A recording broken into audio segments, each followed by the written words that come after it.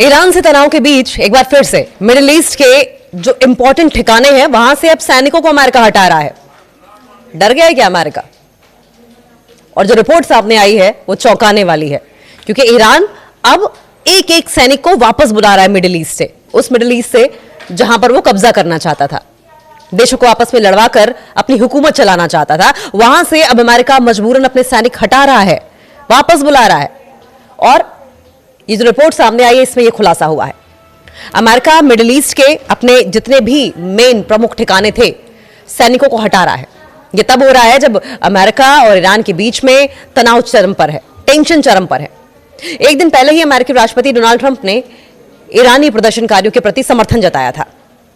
आग में घी डालने का काम तो अमेरिका बहुत अच्छी तरीके से जानता ही है, और उस पर भी जब डोनाल्ड ट्रंप जैसा प्रेसिडेंट हो तो फिर ये आग भड़काने वाली बात हो जाती है। और यही काम डोनाल्ड ट्रंप ईरान में कर रहे हैं, युवाओं को भड़काने का काम कर रहे हैं। डोनाल्ड ट्रंप ये चाहते हैं कि ईरान हिंसा की आग में जलकर राख हो जाए। उन्होंने ईरान के खिलाफ सैन्य कार्रवाई की धमकी दी थी, कहा था कि हम सैन्य कार्रवाई करेंगे। ये वही अमेरिका है जो कभी अपने बूट्स ऑन ग्राउंड्स नहीं उतारता, कभी अपने सैनिक भेजता नहीं है लड़ाई लड़ने के लिए किसी भी देश के साथ, वो सैन्य कार्रवाई की धमकी दे रहा है। लेकिन हो क्या रहा है? हो उल्टा रहा है। एक तरफ वो धमकी दे रहा है, दूसरी तरफ अपने जितने भी प्रमुख ठिकाने हैं मिडिल ईस्ट से, ऐसा नहीं है कि ईरान के आसपास से, पूरे मिडिल ईस्ट से वो अपनी सैन्य ताकतें वापस बुला रहा है। सवाल यह है कि अगर धमकी देने का इतना ही शौक है, युद्ध करने का इतना ही शौक है, तो डर के मारे अपनी सेनाएं वापस क्यों बुला रहे हो? ईरान से तनाव के बीच अमेरिका मिडिल ईस्ट में स्थित अपने जितने भी मिलिट्री बेसिस हैं, जितने भी सैन्य ठिकाने हैं, वहां से सैनिकों को हटा रहा है। आशंका जताई जा रही है कि अमेरिका ये कदम एहतियात के तौर पर कर रहा है।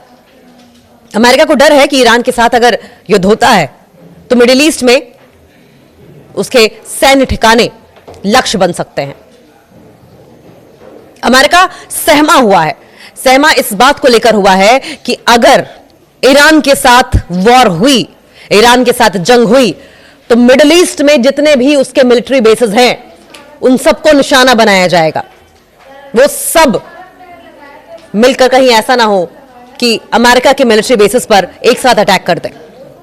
ईरान ने भी अपनी वार्निंग में मिडिल ईस्ट में अमेरिकी सैन्य ठिकानों की मेजबानी करने वाले देशों को चेतावनी दी है।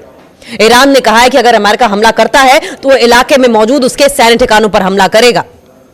और ईरान की इस धमकी के बाद अमेरिका डरा डरा सा घूम रहा है। उसके फैसले ऐसे हैं जो कि हड़बड़ाहट में लिए गए हैं, और ये फैसले साफ दर्शाते हैं कि अमेरिका को किस बात का डर है।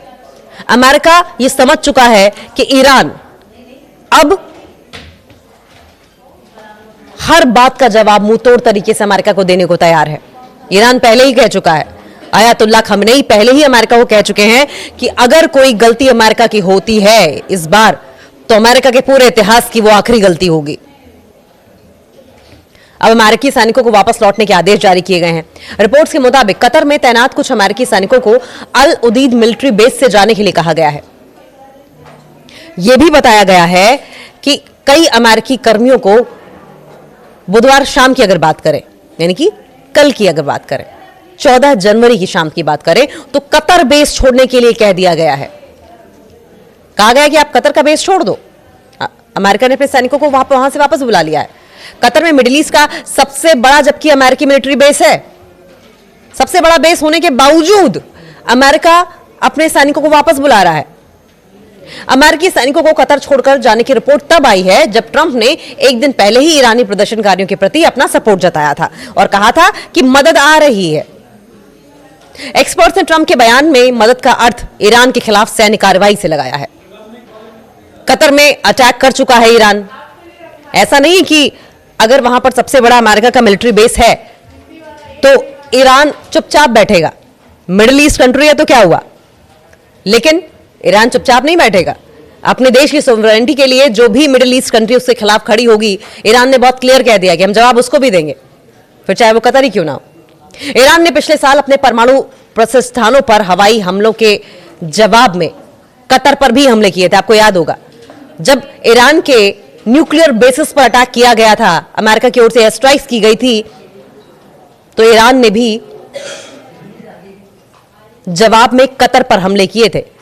इन हमलों में अमेरिकी सैन्य अड्डे अल उदीद मिलिट्री बेस को निशाना बनाया गया था। हालांकि इससे कोई खास नुकसान नहीं पहुंचा था, लेकिन ईरान ने यह क्लियर कट मैसेज दे दिया था कि बख्शेंगे तो हम आपको भी नहीं। हमले में ईरान ने कुल 19 मिसाइलें दागी थीं, जिनमें से कतर ने 18 को हालांकि हवा में नष्ट कर दिया था, लेकिन कतर को सबक जरूर मिल गया था। कतर को यह लेसन जरूर मिल गया था कि ईरान बख्शेगा नहीं। और ईरान की इस धमकी के बाद अमेरिका डरा डरा सा घूम रहा है। उसके फैसले ऐसे हैं जो कि हड़बड़ाहट में लिए गए हैं, और ये फैसले साफ दर्शाते हैं कि अमेरिका को किस बात का डर है। अमेरिका ये समझ चुका है कि ईरान अब हर बात का जवाब मुंह तोड़ तरीके से अमेरिका को देने को तैयार है। ईरान पहले ही कह चुका है, आयतुल्लाह खमेनी पहले ही अमेरिका को कह चुके हैं कि अगर कोई गलती अमेरिका की होती है इस बार, तो अमेरिका के पूरे इतिहास की वो आखिरी गलती होगी। अब अमेरिकी सैनिकों को वापस लौटने के आदेश जारी किए गए हैं। रिपोर्ट्स के मुताबिक कतर में तैनात कुछ अमेरिकी सैनिकों को अल उदीद मिलिट्री बेस से जाने के लिए कहा गया है। यह भी बताया गया है कि कई अमेरिकी कर्मियों को बुधवार शाम की अगर बात करें, यानी कि कल की अगर बात करें, 14 जनवरी की शाम की बात करें, तो कतर बेस छोड़ने के लिए कह दिया गया है। कहा गया कि आप कतर का बेस छोड़ दो। अमेरिका ने अपने सैनिकों को वहां से वापस बुला लिया है। कतर में मिडिल ईस्ट का सबसे बड़ा जबकि अमेरिकी मिलिट्री बेस है। सबसे बड़ा बेस होने के बावजूद अमेरिका अपने सैनिकों को वापस बुला रहा है। अमेरिकी सैनिकों को कतर छोड़कर जाने की रिपोर्ट तब आई है जब ट्रंप ने एक दिन पहले ही ईरानी प्रदर्शनकारियों के प्रति अपना सपोर्ट जताया था और कहा था कि मदद आ रही है। एक्सपर्ट्स ने ट्रंप के बयान में मदद का अर्थ ईरान के खिलाफ सैन्य कार्रवाई से लगाया है। कतर में अटैक कर चुका है ईरान। ऐसा नहीं कि अगर वहां पर सबसे बड़ा अमेरिका का मिलिट्री बेस है तो ईरान चुपचाप बैठेगा। मिडिल ईस्ट कंट्री है तो क्या हुआ, लेकिन ईरान चुपचाप नहीं बैठेगा। अपने देश की सोवरेनिटी के लिए जो भी मिडिल ईस्ट कंट्री उसके खिलाफ खड़ी होगी, ईरान ने बहुत क्लियर कह दिया कि हम जवाब उसको भी देंगे, फिर चाहे वो कतर ही क्यों ना हो। ईरान ने पिछले साल अपने परमाणु प्रतिष्ठानों पर हवाई हमलों के जवाब में कतर पर भी हमले किए थे। आपको याद होगा, जब ईरान के न्यूक्लियर बेसिस पर अटैक किया गया था, अमेरिका की ओर से एयर स्ट्राइक्स की गई थी, तो ईरान ने भी जवाब में कतर पर हमले किए थे। इन हमलों में अमेरिकी सैन्य अड्डे अल उदीद मिलिट्री बेस को निशाना बनाया गया था। हालांकि इससे कोई खास नुकसान नहीं पहुंचा था, लेकिन ईरान ने यह क्लियर कट मैसेज दे दिया था कि बख्शेंगे तो हम आपको भी नहीं। हमले में ईरान ने कुल 19 मिसाइलें दागी थीं, जिनमें से कतर ने 18 को हालांकि हवा में नष्ट कर दिया था, लेकिन कतर को सबक जरूर मिल गया था। कतर को यह लेसन जरूर मिल गया था कि ईरान बख्शेगा नहीं। देखिए, ईरान ने अमेरिका को धमकी दी थी, और इसके पहले जब कतर ने मिसाइलें दागी थी, कतर पर मिसाइलें ईरान ने दागी थी, तो उनके कम्युनिकेशन डोम्स को नष्ट कर दिया था। अब क्या हो रहा है, अब ईरान धमकी दे रहा है और अमेरिका सुन रहा है। ईरान धमकी दे रहा है, अमेरिका अपनी सेनाएं वापस बुला रहा है। ईरान ने मिडिल ईस्ट में अमेरिकी सहयोगियों को वार्निंग दी है कि अगर वॉशिंगटन ईरान पर हमला करता है तो उनकी धरती पर स्थित अमेरिकी ठिकानों पर हमला करेगा।